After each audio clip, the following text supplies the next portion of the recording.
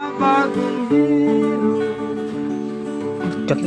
walang iba kundi ang Kawal Pilipino. Kahit ulan, kahit baha, kahit bagyo, nakahanda silang tumulong sa tao.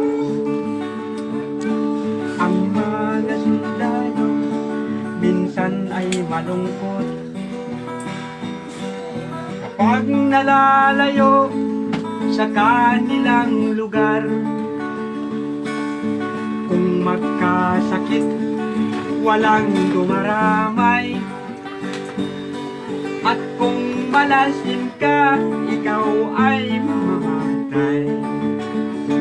Ang mga sundalo na laging nakadestino sa mga buhok